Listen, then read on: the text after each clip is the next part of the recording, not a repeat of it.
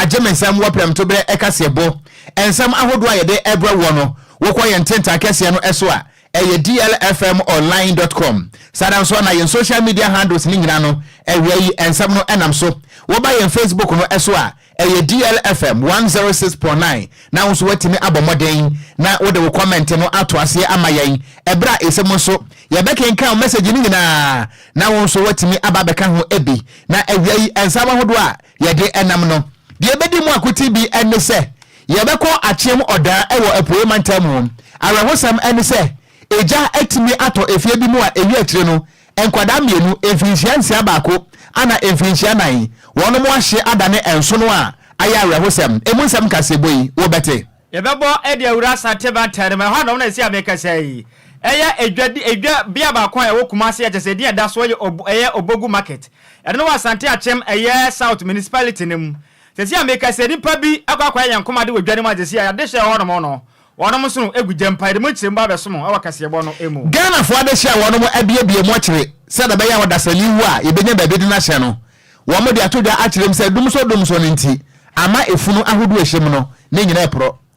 yebebo edi awura ofifie matanu mekyere dunkwa onofen ade hye tete wonom ekyerem a tese wonom bridge a mo fa so ne se abekasa yi akwaye owu afide ne sent Ghana penifo ma no mbesiesie emfama wonom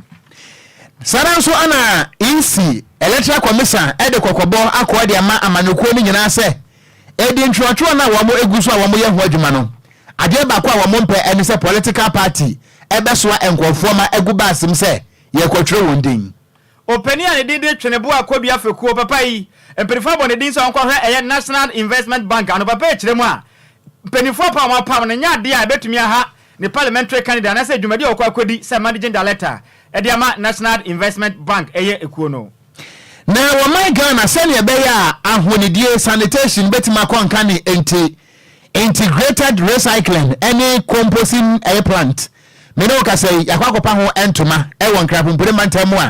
a no so emunsam wo betie na ensam no pika we ho ane de ba resom Ghana fo se wo premto be ekase bo wiai ensam ho do ede enam ne nyina no ye beje message no ewo yen Facebook no eso a DLFM 106.9 aseda bia ho no mo a yemfa Emma Pensword Ghana Limited wonom dwumaku a womo abehye asene ene awiai enu nti se wodi dwumadie bi se ye outdoor anase event bia no sase betima ye nika bomode se woni Pensword Ghana Limited ebetima adi enkomo se eba exquisite collections of souvenirs a yenchan announce betima kado so proper enu nti se ba customized pen keychains marks diaries any notepads a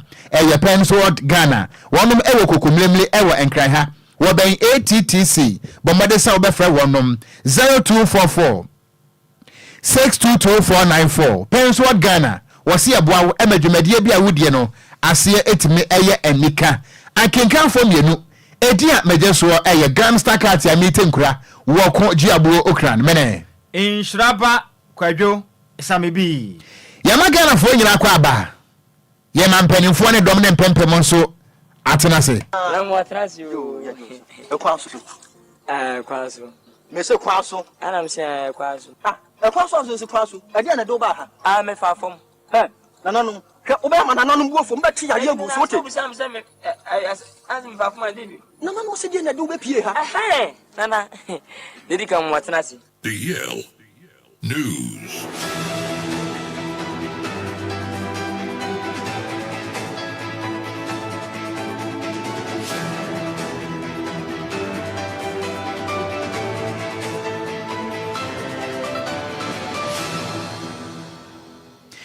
Miensa mo akwaba na yenhye kasebo no ase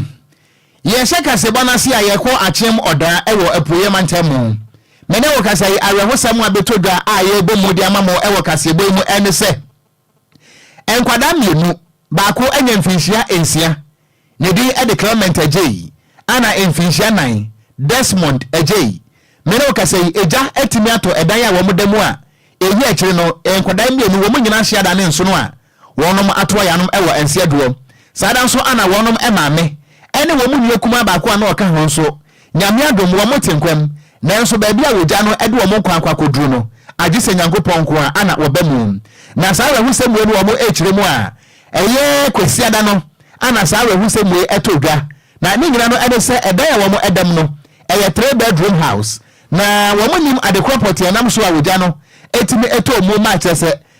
pro ni nyina loko yenti wo mu bia na yeye eno nti obra eye adumfo bitimi bewura mo na kire se enkwada mienu eye Clement Ajay efficiency ene Desmond Ajay efficiency na no de wono mo ahye aye dworobe wo enso no mu a aye awehosem sada nso ana maame a na wone enkwada ne da ho no wono nso wo mutimi yim na kire se wono wo pra pa kire se emu oden ana wo mu nua kuma kra wono nso ka ho no nso no me ne wo ka sai wo mu ne baabi a wo mu da no ani enya yie pa na enkwada ya sabre mo ato ya no e wonse aduyi wono anti ne din ade poahia efa wono ana wone nsam trofo di nkomo a wode sansem wo nyina na etimi to montre eso a kasebe mu ye kirekire mu ade ama wona wo mu kirem se wuyi nipa mienu a ewuo no achi efiri hono mo a eyade se sika mpempem na sabre eno so atimi ahwere a sese aye aweho sempam na no ana wabatan aya busuan sabre wonom akwa hoche mu na ekirem se ba biadu ne die wo modo made srade ebefa kasebe so aka de akire Ghanafo empenfo no mo ka bi wo mu se ba biadu ne die wonom haw afro pamunti won besre edom se womra na wo mabua wonom wo bra wo kasa no ebusuan emu ensem kakra enie. Government of Ghana signed onto the carbon trading agreement with the Switzerland government under the Article 6 of the Paris Agreement. Based on this agreement, yebo ahomade se yensa betimi akasa ene no na yetimi ede asom yetiefo na mame hwese neno ewa ha midru ya mi yesi mi jore me fa matade hye sebio na hwenhyase na ye wode ma na me papa mpo de na wada ena woti so bi frɛ no na ose anaju se nti ofa ye pene ye ni nua keto wa akra ena ose bra wati asema esi na ose aden na osu eja na ato ye fie ho no na ose na banse nti ono po ade wa ja fon de so anka se nwi na fa ni ka bi hye na ntoma na ebo na se na ode na tare egu ni kom no dire me ka na se na me ka se no odru ho we de pempenifo a chow ye din satun sa yem se pempenifo so mbeboa ye isi edu ho chebrem ye dan ni nyina hye bebi e bedampo edi etibesu ye ni e dan nyina hye enuoma egumu nyina hye ye mpo de anka neoma ne hu hia se anka nkola ne mpo nipa nkwa na nsu ye nya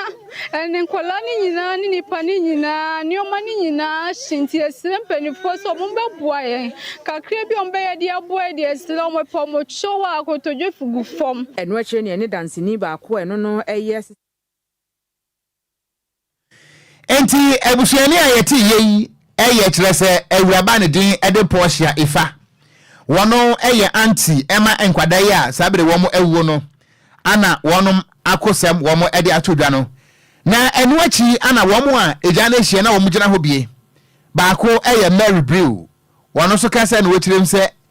we de entimi enfridum so firi se ye num light ewukrom ho ye num kanea eno ye num ye dum so aba ha kakra de but eno ye num kanea me man that till that time and up to no pay ye num kanea but time I didn't buy a light in a trip and I don't know that is what trip today intimi nebe uni kanea ye wo kanea we create naked man me be the man into my see na sin later to who say lady ne man good den no mo so kikem nti o mu ntimi wie pon eno bu dynasty obu door nase eno yi won o mama mi ni pie girl ni pie na unu sadi ze basa pandemonium nwusie na weja ni matu two younger ones weja won boys ti afi no oka na meja me man ho yesu se ni eja na ye ho ye ntumi nkom obi afi obi anko nipa ba ye ntumi nkom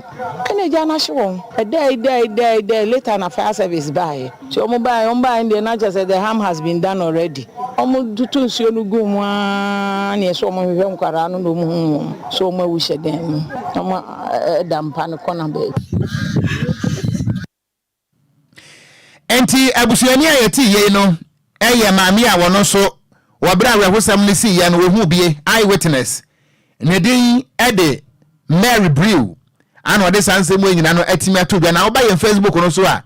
obere se ne eja no asia ye fie no a ewe ye musase wode hye ukura aya wehosam papa emu nsem kase eboyi ana ede sumwe yabo ede awuramu wasate batanum na nkrabato de kase abopono so ekiremu a obogu market ene no wa Asante Achem South municipality mu ene no ewa Ashanti region si ameka say obi a maden ena hamachi a akwa aponche atwitwa ne kama yi na asrane abasasa okwakosi edwane finfin agese nyasam keto akra ne dwam hima edema eye obogu market ne wo Asante Ache municipality ne bono ne den ade nana ya sewa na wo kirem so ahamachi a onum ko dwam omkoduru ho no ma chese okrabrane wo maden atumi akon aponche atwitwa dutu na asrane abasa na ne odi aguda de semu akwasi edwanem chese wonum hwehwe ma na ese we nyina chese di pakro no yankoma de na ba be ndwam chese si amekasa yi wonum ache wo munsunu nyina gudjam mo hu wonum nya kra na ma me chire ma sa ne ma we yesi ni nyame ne kure ni aha dwinye pa na osa krampo e chire ma chese dwana mutimo no chese gate ahodo de dwana no nyina no padlock ahodo ni nyina na yade a ni nyina asese ya mpanifo MPM wana no ana amakwa ma si amekasa ni pa binom afa kuntu na se atuma kotutwa chese nam ede kosi wana ma wonum ekwakwanye yankoma de ewo eye obogu market no wo Asante Matenum na security man so ono so ode edwana no ne din ya de Mr. Kofi Danso ono so tire ma aha dwinye pa chese efitiri man perifo ba moden epa wa na mo so nkwada edwana na moe na mo nto banje ban odwam ho no mo si amekese light mpo ba kokrampo eni edwanem afi sumpo na mahudu a chese be ya kade a won betimi ahwede abo ma ne matimi akwede ma wono mo so nyade a ebi ho no mo sente no amom dwumadi a wono mu dise security guards o ewe dwanem no nyade ekwe pad mo no sente no emperifo amre na mo ahudu bi o betimi de abo ho no mfa moa sebe betimi abo na ho ba mo nsem abetimi akoye ewe ye obogu market a enne wo Asante Ache South eye municipality nim na eno ati ena mperifo do mo dwan mo etire mo acha se dia ade amperifo ni mankasa enkoane se ono mbadwam ho de na to ahodo obi omba beje wa maje to ni wi ana na acha se omo disika ne kwa wa pa se dwan ho no mo ne ma enkoye mbetuma se dwan mo de enya de no no enya mperifo no kwa ne center mo tire mo a ene mani na se members ahodo mo mpotem ho no mo moe na sika ahodo moji e dwan ho no mo no mo ntumi fa se dwanem na mba modin sa ho ba mo nsem betumi akoye ndi sa pa de ne mpabonfo bekoso a abadwanem abaye ne ma hodo a ensem fata na ke bekwa ahoma no so na ye ne yama ne bonin eye gabi e wa sentiment ode munchire mu nyina e fa sa ma ne bohu e de asom yen na yakwa ahoma no so ne hwe se gabi abaso a ye ba ahoma no ma na so ameka se gabi enya de a watimi afa kɔ ne kusu a aboso na so ofa kɔ na e ba ko bisa ne sensem ben na fa nsem we hu nyina no ya besom ye ne tiefo a wonom esombo DLFM 106.9 oko na de efra sentimental so eba no Asante Ache obogu ana nipa na koye nyankoma de ewo honom ewodwom edwan finfin pe tisi ade hye ni nyina so no gudjam kire mu achese se de ade na si na emwanwa pa se wo we se de kobere na atwitwa aponche nam edi agu chese ne ma kosi dwan finfin na enwanwa achese nipa no mu dwene ho mu hu de enti nipa no body tirimu pokotu sa na mo no wo se na se de wi ase na ye so dodo na susuro because obi nim say yantwuma bi na ode baba ya na so obebo obi kura bia we dware mu a wono mu nim tese omo nyina so no gudjam achese mpenifo emmo apante sa de be hadwen nyentu akase ebo no so e na munkuma ponte no a yekoto bi oto ba ne bo dendenden musuma ku media si abonten so a modi ko nyankoma de a yo yeto akase ebo no so ana Ghana fo ade hia wono mu ye adwuma e wo mo kire ahodo ni nyina no enei wo mo de samtrofo de nkomo akirem se dumso no nti ama wo mo dwumadi a wo mo die se eyefunu ahomso no ama wo mo ebo kafre se wodi emu be hye fridge ade be kye ebedi na watwe nansa ebusuan so obeyi funu no abekọ no na efunu na fran toto efre se dumso no nti ama se emu no esai wetirem se ba ne sa no a ebusuafo na akoye nsem pipa fre se ebetime de wa ha okese nso atime aba fre se ebusuapani di ni funu be hye fridge mu a ebewi akire na efunu atime ase no eyade se edeka kese na beba wonom eye mo kire we kese no eso enu nti omu de adesrade ma Ghana ban ana afi nso no energy minister Honorable Dr. Macho Poku Prempese dumso no se wo mudwumadi a wo mu edie pa enu nti obesre se empenfo enya ho ebibi na managing director edema eye Gilman and Abbey Funeral Services eye John Kofi wo kasa na wo kirem sesei wo kwa mo kire sa hodo no a efuna hodo a apro egu mo kire no enya asam ketua dumso nti. Our aim is to ensure that each and every disease that is brought in our care is taken care of very, very well, so that at the end of the day, the family will be happy that their loved one didn't change, this didn't happen, and all of that. So as a result of that, one of the importance of energy, electricity for us is to make sure that our systems are always up and running, and yes, we need electricity to do almost everything, practically everything. Without it, we can't do anything. So it's a very big problem for us. And it has added so much cost to our operational expenses. Our administrative cost has become huge because you have to make sure the facility, like I said earlier on, has electricity 24/7. So how do you do that when the electricity is not on? Then you have to resort to the generator. You know, we have a very big gen set over there. That's the power station down there. It's very big, and it can supply about 1.5 of this facility. So the cost of getting the fuel to also turn it on for operations is another thing. Na enuachi ana wapania nedi edi kofi wasadi tu Ghana wochire mu se obesra ban se dumso no a se ayi ne ti ampenefo mpese mbeka mu no kura chire Ghana fo no wo mo hwe no muntu ho na mo firi se edeka kese ana ebeto wo mo so ifuna hodo apro. I mean, we cannot achieve our aim because, like I said earlier, our aim is to ensure that each and every disease that is brought in our care is taken care of very, very well, so that at the end of the day, the family will be happy that their loved one didn't change, this didn't happen, and all of that. So, as a result of that, one of the importance of energy, electricity for us is to make sure that our systems are always up and running. And here you are managing director Edema Gilman and Abe Funeral Services John Kofi and Okasai. Yatwa kasebalo so ne yebo edi awuramo e wo twenebo akwadua fakuo papai se sia make sempanifo apa no so no onkwada eye National Investment Bank ano ono onkoye managing director Evermark Bank yi na no onu kro ya esan ejiramu so kwakotu franka ewo MPP amanyoko ni timu akwa preche se mesabadwa akonwa atimi adi so mane amatimi akoso ye pa edi amano ochirem so Ghana for do na kasa pa so no obi a wokwa prefanka tuni se kwa pra se na obetimi akoye di ama wona ne enko mesabadwa akwa hyamra ma my Ghana ukuro ya so mperefa bo wudin se kwakoye managing director never koma eye National Investment Bank eye ekono na ukuro ya dwuma mienu we beze na watimi aye ba akofo mpenifo ka se mi se wono wani baako efse wodi wani mienu hwetuo ma kyese baako bo ni santi enya de betimi abo na sa na moya wuti papa e betimi abo apa na ochem so dabi on franka tuni a se okwa na okwa tu eye franka e wo mpiama nyoko ni dimu e wo parliamentary candidate kyese e wo manso kwanta constituency no o kirema ene ne eye banking dwumadie no de chekwa bia la nim papa yi kira entumi ha no kwa bia so no wa ye krado so betimi abo na moden e de adwumaso de ama eye bank no afenso Mesabadwa kunya kwa pre no ebetimi akoye padi amaje se enkofa kwansidie bia ma meto bank no na afensu mesabadwa kunya okwa pre no muntu okasa na wachire mi se one watena se ahuru se ndi se manyoko no na ahye ase ete se kasa se beya dwumadie ye de ma no be pa no na wachire mi se dabi omunya ka wono mambo moden kasa etia ni nyina fa dwumadie a empanifo abo moden ahwehwe ma hunu se ono na osafata se National Investment Bank no kwa managing director mfama wono mo no omo kasete na wachire mi se dabi enya de bebo akwa ne center no waye crowd so be cost to abadwumaden atoto niam de ama bank na afenso franka tu bladwumadi akwa prese wa be yemase bedwane ne nso no dwumadi obedina be koye pandigana fo nya abotre na sa sense wa do mo keka no wode munya aka essence waye crowd so bon ho moden asoma my Ghana sompa okasa no emunsem ni all that I wanted to say, but I'll conclude by saying that I do my work assiduously. I have no challenge in managing between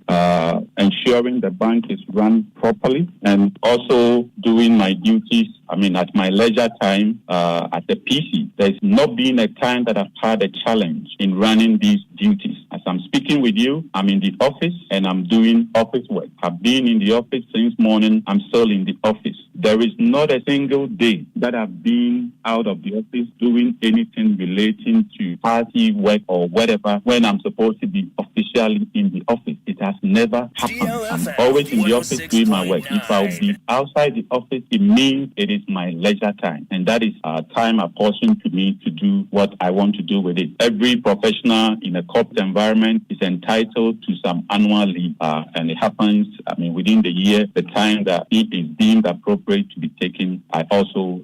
take it by officially honoring my duties. I don't see any challenge in my extracurricular activities when they don't conflict with my official work as Any awuti ye a parliamentary candidate at the mama son kwanta constituency no. Onu kreya na mpenifo apa so onkwankwa managing director Enfama National Investment Bank kono edin eda no so Twenebo Akodua Fekuo Yento akasiebo no eso na yenkan messages no so kakra ewa ha na Derek Ayete ano so ma ya ha no tie kasiebo no pa yadase ana Mamom Belinda ano so ma ya ha na wono so hwe yen ATN live e free Adenta housing down ana wono so wode abai ana Kofi Parliament nso di aba na so akwaya manyosem yentime nkenkan eho asem ewa ha Kwadwo mienko Asante Achimobogu na fa report no to aso ene yemmo wura ma ewa Asante Achimobogu ehonom ene nyankomade akoso wodwanem na yenko yanamani boni Gabi woni yemisa ne se dia mpa ne si yente no sana motuo no akoso Gabi Minya ma how na joso minya na empom ti say minya adom ni bre ngaka ye juma bo Ghana anya santimaye ahode wo ho nim samo so mo ho ye yam yadom ye ho ye yetia popa ye da twede ampon yakopon ase na Gabi Enquires ka ene se eye obogu market no wa Asante Achim South municipality mo no ebi ni mabo maden akodwanem akwa yankomade wodwanem pato emu kiremu ene se nda siminia ehun kiremu no emfoni bi ana ewo yempeji ho no na minia de tienye ade kuma yanja sem fofora enye yie edwom yima edino wade maaye wabra na yewo edwom ho anopai no aye na na ya sewa o chese ade a esi wo bogu dwom ho no onu na edwom yima na ohun bi ache woti bi ache ne dwom ankasa ade we no ebisi wo wabra ade ebechi edwada na wabeduru dwom se dwom yima na mamfo free adwoso bekwai kumase konongo ena afi nkoko ena mwankasa mukrom omankonkro capital town enkamu eba obogu abediga na yemefra no mane nkwa edwahima na ede na esie apotoyua kakaka tetiwono ayua wei domba na yedo madua ne batu ama omadi enu wachi no ade we akoso na ima unimu de wasida bi ene onu ankasa ne nsenchofo no bonkomo tibi ne obusamia na sana tie anopai yesi obogu dwom eho asam no kra otu sana mo a okwaya sa yankoma de ne sesi anu mahu ba bi owo minia o se embanimfo se yedija one de aso awo oyima ese posi ni no wa se edwomfo ni nyina bo se wiebe embanimfo se yedija one de aso awo de a anamo bia wo betuo ene nanamahia ansa na nyumelo nsia bobia no obefa so na sabia me no ka sai de opapai ye opapai ye john yatentudo ye obia ensa ensulimu sesi ya kese okopie mo ye obogu market wa no na edwadifo ma no moda so wadwanem anasa de asie enti ono nyina apon kofie minia mi ko pebi bia bedi ani me de nenam omu nyina wo dwonum na ba bi asa brei amane ni amamre na kwaso no de empanifo si nyo amaye oni ya ne matia madam so ba bi no mansie anasa obi ko nyankoma de no awo ye obi jabe o sedwa one day osi sunesune empanifo kan bi bintu ni tim ama no musa amane ni amamre kwaso ho de a sabi ya opa de etifre no kra na obebo mode asane na wafiri ho enti sabi ya ode ne obi ntini ansedwa nem edwa no ankasa de me no kasa tumienu apapa ho metidini obia ewodwom a odidwa edisese no nyankoma de no besi dwam no mitie wo kasa ma no o ma be yi afiri ho no ma na se do sisi wo sisi ame no kasa yi minia yan amane ni amamra kwan so no de opera no won de nyina be se nyankoma de yenwu entina dia yetia ya amane ni amamra eyefiri ho edaso ewo ho na eduhu ani ayehye ana betutu bogu adwadifo wo ma omu dwonum titu pa ene dia beto omu so endi sesi ye daso esi adware mo no e dia na mpanimfo ya fa because se koba ni say ya na ese dodo na omu nso no bekoso agujam sabe papa na tie na ye bopin achameni anu wa say enkaka oba akwadwae na wo cha enya no na tia no no yi ana wo sesi no akwaduru wa hinanim na wayene ma kwa je me amane ni amamre ebe yimfiri hodi a wo twen enti ade a wiebe enen koduru na nwumra de na wanyina to ne safre achamene na afi na tankunye nyina amane ne amamra koso a saa de no omu beyi na omayi musuo e de agu nipa obaye no ne tiso na Gabi wo hwe edwane se de tie na ayade a yato wa fa ho anase kwa de ho obi atumi bowura adwane mbaye se de ope e wo dwane mu minia sanjasem bogudwa no enye dwa foforo edwa dada ache yie na wo ni ho enti ohun se school class wo ni ho akwara no wo a wo fa ni buku a no okọ ni nyina mu no wo nkuta buku kura no a wo ni na ni chire no okọ yanto fence obi a empata ena ya bobọ no bia ho ena nipa bi nso abaji ba bi a wasisi stores kakra so ho edwane de wo bia enu. All right, Gabi, ebede wase pa na kwaso afo wani di ensam ne jebesi mu ababia no na wama di e kase bonso ya so ate amatimina enipa wote ne kan ya mani boni a wasante mantem Gabi ena wote ne kan se wode mu nkyeremu nyina ba yankomade akwakoso e woye obogu market ene ne wo Asante Achim South municipality mu no na wode mu nkyeremu nyina ede asomye no okon yento akase bono so na yanko yanim yeko yanimu a electoral commission ebie nkrata mu ato ho se Ghana fo a wo monya mfenhia du nwotwe na wo mudi etimiko abato nwomemo no wo monkonkotro wo mo edin na efiti bra wo mo che edin tronase na akwese wi afufuo eche wodro mu ana ehia nkwanhia ne nyina no ene se amaneko akese mienu a wo Ghana hayi wo mo mpese Ghana fo ahoto betimi aba NPP ne NDC nti ene da bia no ye high kasi ho no mu a ne asesa Ghana fo ma ne de wo mo agum edemocrat rese ye wonkofo ni bi ho no mu a ye de wonom atena ka mu abeduru eye registration center ho no mu a wo hwe wo manim dia wo mo nse Ghana fo wonom ya hoho ene ade na de ekoso no nti ana eye deputy EC chair Dr. Bosman Asare wane ensentro for the commander to that him say sa na mo no a amanekuo ni etuo nyade a ebetimi aboa sa wo ye NPP sa wo ye NDC enya wo wasade ne say wo be high car na wache Ghana ni batenam say won konkontrol ne din wode atu da kyerem se eba ne sa no a na ase wo man kabima menka be no ana ase ye tietia aso firi se akwada bia no wonya mfinhia edun watwe no se bio na adwe ye adwuma ana na wo fo nso atiase enu nti enya wo NPP ni ana se NDC ni ana wo be high car esi wo ho se obi mra no metenam no won control ndi firi se bio mpane se kwa mensa won ko bogoso enkodo ankate no na eho mokua edidi enu nti se political parties no se munni mo asade a enye mo asade ne se mo ba high car na mudi nipa akwakotenem sada nso ana wo mo ka de akirem se ade ba ko a ya ne se Ghana fo naja yenya yetwe na yenya yetwe na yebo na se bio ense na ekwa yie passe ko wo be frem eyedan se yetimi ade obi a wonya Ghana ni foreigners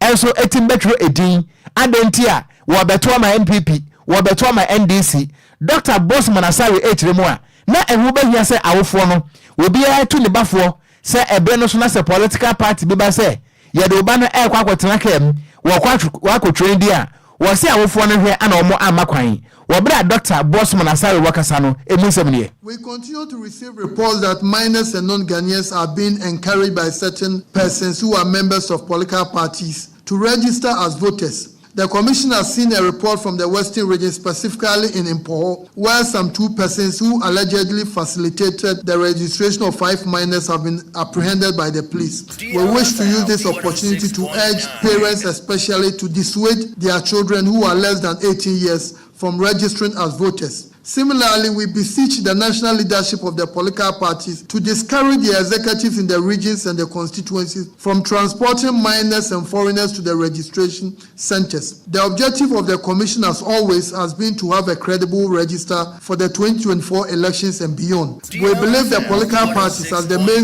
stakeholders in the general election, must be dedicated to supporting a credible register as well. As a result, we find attempts by parties to support the registration of minors and foreigners as completely unacceptable, and it is aimed at undermining the country's electoral democracy. We urge the police to apply the laws on those who have been apprehended to serve as a deterrent to others in the enterprise of facilitating the registration of minors and foreigners.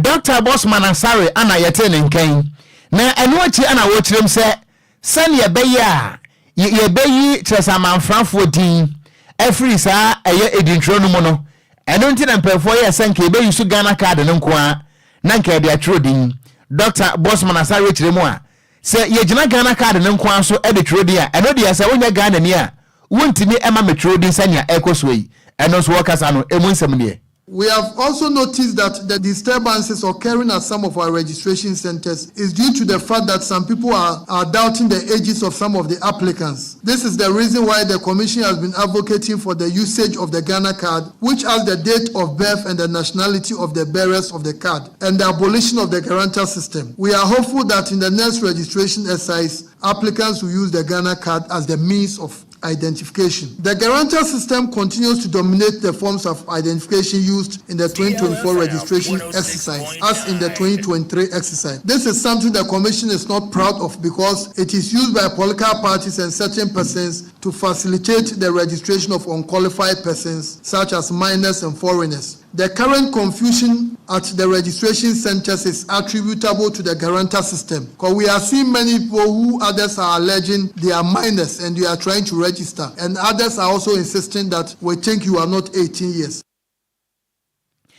Dr. Bosman Asare anokasa yen na eno achi na wechirem se ekutia de enimniwura nanso asem bi on mo asebi wankasa otiri ho a ne ayi wayibonen na wechirem a wose nansan edi ntwotwo na ekoso no ensem bi ne namframa mu a wamote se Ghana fo ne bi kasa an se wonfiri ekuo bi mu a yempene ma wondwere wudin eno ana Dr. Bosman Asare echirim se sansem wa na montre so nya nokre Ghana ni ba bia no wakwanya so otro ne de no. The Commission has no intention of favoring any particular regions, constituencies, or zones in this registration exercise. All such commentaries implying that the Commission has sent bad equipment to certain parts of the country or frustrating the registration exercise in some regions or constituencies are championed by persons who are completely ignorant of the processes of the Electoral Commission. It's unfortunate that some will accuse the Commission of discriminating against a section of Ghanaians in the registration exercise. We wish to use this medium to again assure all Ghanaians that the Commission is committed to ensuring that all qualified persons get onto the voters register and vote in the December 2024 presidential and parliamentary elections. Electoral Commission Dr. Bosman Asare. Yetwaka sebano so ane yebo edi awuramu.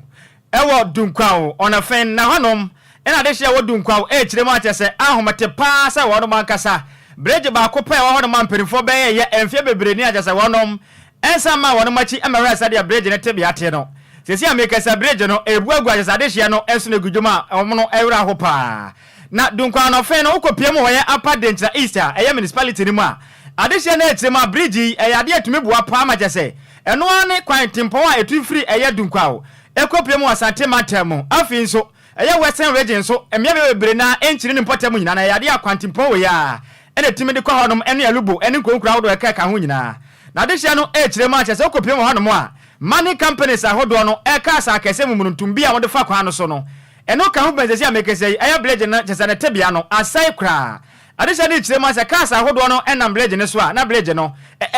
esa eto adonko sa chese woso sa mu chire ma enya de a eso ani yekura wonom esa chire ma kasa ahodo bi chese de eja mo fafa nua yi tima nua yi bi omo te sade gus na nam bleje so a na ye hu pa kwa de sade wo atwe de am potem wofo a wonom chire msa ni mani mse mperifo meboa amesie se bleje no mfa ma wonom de a ebe ha dwen ye pana na de ye kase bofa ato ye ho so de ne ye ne ade hye bi nim komane mi sa mo se na mo nso no de mo kan emu chire mu pa ene se na wonom chire mso ebo mi nana eyade akoye ho pa de ma je se ye tu ho na mo atu a enya de ampanifo 18 wonom chire mu pa sese amekasa okopiemu awo eya denchira East municipality ni mu a ade se do na ho no mo no fuma gudie ne wonom tu na mo didi akopiemu ableje na ase kwamba wan hwe a enche bia ableje no ebebudi aguma se ne ma ne mpanifo mra na mmeboa na ableje na ase no wonom entumi nsesi emfama wonom mra de ye kase bonom di nkomo no wonom ensem emuni 2013 na me ba no mbe fa bridge ne so no na mhu se eye fine na sisi a me no ka se die bridge no fa so a den pa ewo so se nsuo to na fi se bi a ye twam a cars ni bi kura ba a na ye hu enti edu age se ye na ye gina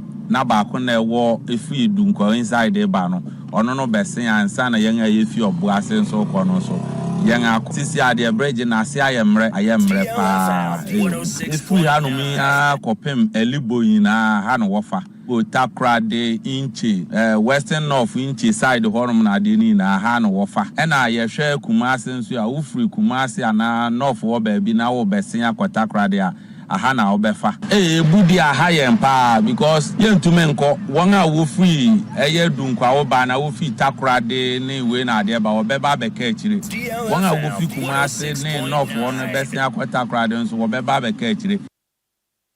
Eni a wutie ya deshi a wonom ewadu kwa no fina cheso mu chire wa mbreje do ase akran penifo enfam wanfam no wanka sa ba Facebook no so a DLFM 106.9 chese be hwese de breje na ye se de breje atete apan sama chese ewusu usu se ya ehu pa na no chine de ye kasebo ene municipal chief executive ade ma apa denchira east ni den ade Ebenezer apia force na ochrem so se ameka sei empenifo maden eni emugusu a wonom ne maintenance department a ewa Ghana Highway Authority for Edin Commerce and Mani Mama Maden. Na bridge na bayem po abesi fufro ede ama wono ma okasa no emu ensemuni. This bridge is one of the oldest bridges in this country. It has been around for quite some time, and you see the pressure on the bridge is also very high because it links western region, western north through central region to Ashanti region. Those coming from Takoradi area, there's a main route that you use to pass through Kumasi and the rest of the country. And so there's so much pressure on this bridge. And so I understand the situation on the bridge because people feel that the bridge keeps on weakening and all of that. We have reported the issue to Ghana Highway Authority, which their regional engineer has been on site to visit the place to ascertain how the strength of the bridge and all of that. And they said they have reported to their maintenance departments at the Ghana Highway. Eni a wuti ye municipal chief executive officer Edema Upper Denchira East Ebenezer Apia Forsen. Yanto akasebo no so na yenkonkopie mu ewo from Mantamo a na ye ko voter region ho ehwo asem na mekan na se ne be ya wa my Ghana yenkua yobetima kwa nkane na ahonidie nso betima kwa nkane nti empenifo atima kwa akodi dwuma kama bi ewo kura ne din ede akrofu eno no ewo ho kropon no emu a integrated recycling composting plant ana omakwa kopa ho entoma we no ebetimi aboa ama kire se bola hodo no ayeye ewo Ghana hanomo akrofu ne voter region ni nyina no yebetimi ada ni na ebewi akire no nso yetimi enya emfaso ede frame na dwumadi omkopa ho entoma no Jospon group of companies ana wone Ghana ban ato basako mu a wonum ekodi sa adwuma no na wo mo ehwe ni mo se saa recycling plant a wonum akwakosi ewo mepacho ho ene ne potem no wo hwe ni mo se 600 tons of solid waste bola no ana dabia no ebetimi aye ho adwuma na ho adwuma ne wienso a ebetimi ama wo my Ghana dabia no bags no makomako ha wo ya asase ye fertilizer no so betimi abo akuayo wo ejese empotemo ho na dwumadie na wo mkopa ho entoma efiade twem no na hye a wote abanwa so wo ayawa so weso wogon awo no asaye wo soafo abone de so mehwe ensuwa ene ahonidie ensam so ye mame Lydia Seiram Al Hassan wono ane kwejira mampani ekufu ado anamu a wokotwa ahoma mu kopa ho entoma na wabra ye mame Seiram Al Hassan wokasa no emunsem ne we 9th number 9 a ye bie ano 8 wo hodeda asese ano waste na se bola ye hunu bola no enhyede ankoye bola biom na eye bola eye ejapade mepamocho montimasie ye o bola no ye manage ni ye anase ye somu ye a esan ye ejapade mayen because yesesa ye ton bola no na ya recycle yanya other raw materials ewo mu ene ayeti yeyi wosoafo a sesei ya boni den se wo mehwe sanitation ene kire se ensuonsuo so ye mame Lydia Seiram Al Hassan ene no na enwachi ana voter regional minister Dr. Archibald Lecha wono so di tu Ghana wo kirem se wo bo Jospon group of companies wo bo won mabaso na aban no so aya de se ebere tesa no wo mo etimi abesi plant here and also betimi aboa. Plays a crucial role in environmental sustainability and offers numerous benefits to the community and the environment, including resource conservation. The facilities recovers valuable resources from waste materials, conserving natural resources, reducing the demand for virgin raw materials. In conserving resources, we also preserve habitats and help mitigate environmental degradation associated with resource extraction. Enya yeti yi eye woswafo a wono anahwe voter region no eso eye honorable Dr. Archibald Lecha na nemu asem eno no na ne krakra mu no ana chairman and founder ede Emma Jospon group of companies eye Dr. Joseph Sian Ejapon wono so ede nsem tudwa ene botaye nti a wono makosi sa plant no ewo hu. Government of Ghana signed onto the carbon trading agreement with the Switzerland government under the Article 6 of the Paris Agreement. Based on this agreement, Jospon at COP28 in Dubai, in collaboration with the Ministry of Sanitation and Water Resources, on 4th December received the first authorization signed by the government of Ghana, pioneering methane diversion initiative, and this, in fact, yielded the company 1.56 million metric tons of CO2 carbon returns, which in value terms is about $20 million. So currently, when you see the waste on the ground, it has no value. While this plant is commissioned, it's signed on onto the carbon market, and ladies and gentlemen, it is estimated to generate about $715,000. So now look at the value of waste, and let's see how it is. Eni ayeti yi eye wopeni pa wono ana Jospon group of companies wadano Dr. Joseph Sian Ejapon. Yatwa kasiaba so na malaria abaya de ho yaleboni bi atese. Wiase ya mansen nyina besan yekoma ekun etien ekun kumade hia dodo na. Na hwa ba betoja echirema wiase nyina no malaria no. Etimi ekum nimpa ba de say 1 billion every year bi atese. Aha adwinye pa na hwese de yale etoga na de hia so wire pa de nyame adem de kureni. Na ya de atete pa na mpelefo hwa ba dadi se bepi o maga na mu hase ya yale edikan ya ekum Ghana de hia dodo pa no eye malaria yale boni ye no na ekum Ghana de hia tese emfa ni pa emfa che no atitiri no wo nkrase ahodo no ha no pa na esi ameka se Ghana mpelefo ahodo de dada pomuden ala sabe ahodo no ebo mo moden ase mbeboa na ese eye malaria o matumi abomoden atumi na se de fe o Ghana mu ni sente no omo ede eye metre tweeted bed net ahodo de church Ghana for efin so anti malaria medications ahodo de mama Ghana for se betumi aboa na yalwe eso atumi adan se ameka se yalwa no gusu agina na so a ekun etia Ghana de hye no ene se ameka se eye breast eye GVS4 eye global pharmaceutical company omo Ghana ha no sei aba moden edi sika eye 200 eye 1000 Ghana cedis ajese endro hodo mde akoma eye Cape Coast eye teaching hospital no de akoma mso sa endro no wona manje na momfa mo pomden alisabe ne sense wona matena se hunu se malaria na yade a ekwetia wona mpa ne sente no wona behia endro no bi dia boy se endro no koma wona mo no esoma 200,000 Ghana cedis a endro monje na mutumi emfa moa na nyala wahodo a ekutia wona mo eso entumi enten na eye Rosemonchei onno ye medical representative a Okogyeabour mu eye brace eye GVS eye Ghana anoa otimi du ndo no ekakoma eye Cape Coast eye teaching hospital na mra okasa no emu ensem enie. You know, malaria plagues millions around the world, causing a lot of death among the inhabitants of Ghana. Some of the medicines are Lonat DS, Gisunate, Gasset 125, Gasset 250, Sanforos, Imazole, and then Frex lozenges to the Cape Coast Teaching Hospital. So it is part of our corporate social responsibility to the country as we embark on our campaign, Art for Africa, a malaria-free continent. So it's not going to stop today. We are going to do it each and any other year, because I think this is the 4th consecutive year as we donated this kind of medicines. And a vice chair, Edinburgh Pharmaceutical Society of Ghana, and then what if you might tell me Dr. Okran Nhyiraba and so tell me so I don't must pass and more to say Eboa na wonom atumi akon atol malaria na yade abebo pa. But they are helping to control this most dangerous disease in the world, that's malaria. And I think it's laudable, and what they are doing, we need to encourage them, because a lot of companies also want to do these things. But I think GBS Blaze have taken the lead and is doing a great thing. And we are appealing to all other pharmaceutical companies also to come on board and help. And at the same time, we are appealing also to the government to help in the import duties, so that at the end of the day, this and such donations will continue, and each and everyone will benefit from such a donation.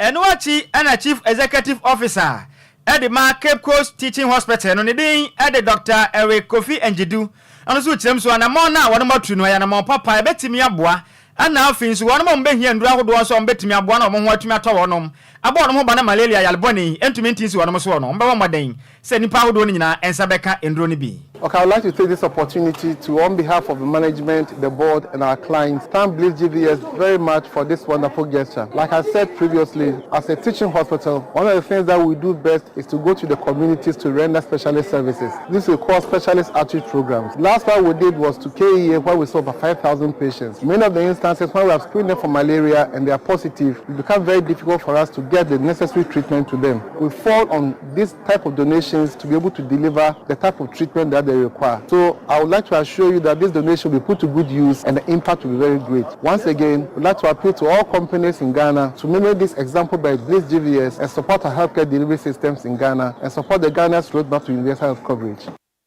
Eni awoti ye Chief Executive Officer at the Cape Coast Teaching Hospital, Dr. Eric Kofi Njidu. Yanto akaseba no so na yanko yanimwe. Wo message bia no a wobeti media mayen e wo Facebook no ase DLFM 106.9. Yanto akaseba no eso. Enfenhia mienu enie. Ana Ghana ban ede eye amasaman ofanko nsawam kwan no ede ma contractor se wonhwe na wonya ho adwuma se ne be ya akoba die titiro ne ye a ye nam enkran ene kumase kwantempo no so no ne kwa no betimi akọ enka na pam na watina bi no akwanhia wodo nso adane da yensa etimeka ewo kwan no so ne nyina nso no eto ebetimi etwa na efiti bra contractor no hye ase se wo ye kwan no ene da bia no ahyankafo kasa tenamufo ho ekasa wono mo a ewo poduma media nsawam junction ene adeade wo fanko barrier poku ase ene wo mo kasa pa akire se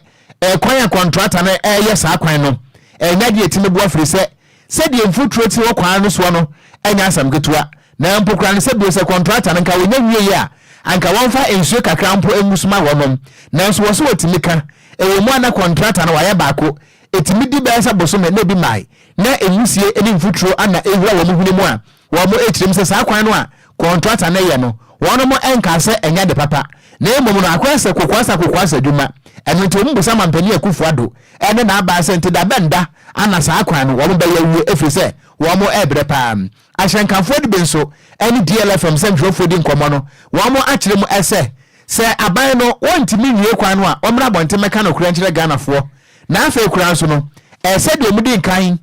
de to Ghana fo nim se wo kwan de yebewie ansa ne atoba 2024 nanso aka bosom bese nwotwe ama ya to aba nanso ekwan de etia ne tie no wo mo sere se empanefo nka yebi ntire wo firi se da no wo do ka eco shop efiri se kwan no se de contract na si tutu amna ene ade no ese wo mo ka asepa wo mo nsem 2 years mu ne yawura yo nso ekwan no ohun de tele ekusi ekwan na che amadoba fo so yeso ye bre okwan no so ese cars no bia ba oblu be so amasama ya osimi nko biom e de nje o se ekwan no nye ese pass no the pass no so bo ayede o ko to bo jontia acha 2 weeks na ese o ko sesa no e do nyume na abehwe ekwan so a na ka opeka akra oble e ekwan de so omomo na wonya kwan na ede e mayen na ekwan na che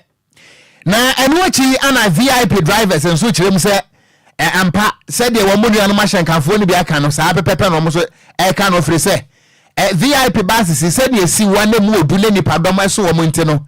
wo monya duru sa ampotam ho no mo a e no beti an breakdown twen na gina wo be boso de otia ne tanyenyenyenyenyenyenye de aka de eba no sa nso a de eka kese ana ebre wonom eno nti mampani ene mpanifo nya ho bibi anka normally ni nim se anka kwan de ye different road kama ema cars ne den e fa so na ka ne nam so na ka ne wa den atoro ba we susu de ntisa ubedu wona amla kase e bakra na ka no e unya abotre kra to maka ne tumi dane person ni bi wo ma woda ko ni se ka ne de e mu no di driver ni na tem e da ba de nkwasa ka na wo ka ne sa no bet na nya driver ni fault enti we so e VIP drivers no ana wa mo e kasa yi na enu achi ana general manager ede ema VIP transport adakabre from Paul Manso Mahmudu wono so wada to Ghana we chirem se ampa send ye wa mo boka pa no nya asem get office say spare parts ne boy den enu nti wo hyenkane so okokumase aba na wo beti se akwamboni ntika no asai esi amasamaya hadwen enu nti no so what are some of the costs of the parts that get the two parts that I talked about are the bellows underneath the coach and also the hub bearings. And then a particular bus, you are looking at 4,000 to 6,000 on the hub bearing, the dual one, or I would say the pair. And then if you have a coach that every 40 days, a bearing goes off, every 40 days, a bearing goes off, and you are paying 4,000 cedis to replace the bearing. You can imagine the cost if we are doing over 400 buses in and out of Accra every 24 hours, and every 40 days a bus would go off with a bearing and we need to replace it with 4,000 up to 6,000 replacement parts. Anyway, so a general manager Emma VIP transport adakabre from Paul Manson now our friend Mahmudu no aje so Mahmudu ano de sanse mu etu edwane no achi ana wa manfo ne adehia wonom ana etemamufo ewo amasaman echirem se hey ayeyo ne mfutro ne ewura ehuni mu abeka se asomasera enso ne entwe ansera bia sometimes no say mfutro no that no contractor no mo water kwan so mostly ebu anu a wa say wa no ababa akopɛ no sometimes no say mfutro no that no contractor no mo water kwan so mostly ebu anu a wa say wa no ababa akopɛ no enti we so eye wo manfo ne adehia wonom ete amasaman abakan milia ubewuram na em se asem bia bawa no ai kamienko mese VIP for no mo de nipa ewu no mo nwen wana omo ka be se no mo dwen oku we VIP si fade nkrofo hwe okum nipa okroma ya te so ma ye hu bibi subatantan ahyankafo eda na di omo drivers cars basabasa omo twini nipa omo de abo wakum omo kan hu bibi omo kan hu ba mo ka be se de afede mo dwen but enshisha mo de begu akwam ma mo drivers ebe jaisa American 1022 no mo de nipa akwa ba bedu asumdwen mo de mo nwen nde omo nka mo ka be se de mo dwen omo ni kan nwen nipa nkwa ho any omo drivers ne nkasa nipa dodo a VIP eku okroma yesi ye kan ya yebetuma kan ebro otwe hu mi yesi ye kan ya yebetuma kan no de mo nya anwen ho ye ba mo ka be se na mo dwen we so yes akwan bone de ye nyina ye kasatia but ye wonye ama mo afam de enso ye se mo ye mo drivers American 10 to mu tu edi nipa hwe okum bebrebe ya kan wa asem awie ya kan wa asem awie enti omo so ni omo drivers ne nkasa akwan ne de ye kan wa asem no aban ne ye de but omo so no ni omo drivers no nkasa se kwan ne nya wa hyenkane to obu ase na fa nipa kobra bedu asomdwem nipa dodo a VIP eku okroma yesi ye kan ye betini ufisi Ghana fo na ufisi nke de ye de kwa adwendwem anka mo ka akra nke befu biem akwa atete ne se adehia wo mpotem ho no mo bre titiro ne mfuturo no ha adwen mfuturo na asem ne de se aka adwen pa be yale ya se edu ba bi o mo home kura to me se fini ade ekọ mo no nya but yesu so nkoma Ghana fo samom na se da bia meka wo de asa wonte yesu so ye kuma wo mo but yesu so efiri se sambe ko he Saku de meka no na den sambe ko na ko he na opa ade bia ehia beboa na o ma na akoda ne so kuma Ghana ni na de ya ade ba kun ya apakan ya tena se mame ma na kwa aba na mo atrasi o ekwaso kwaso me se kwaso ana mse kwaso kwaso se kwaso ade na do ba ha me fa fom nananu oba ma nananu buofo mbeti ya ye gu so te bisa me azim fa fom ade bi nananu se de na do be pie ha nana dedi kan mo atrasi DL News.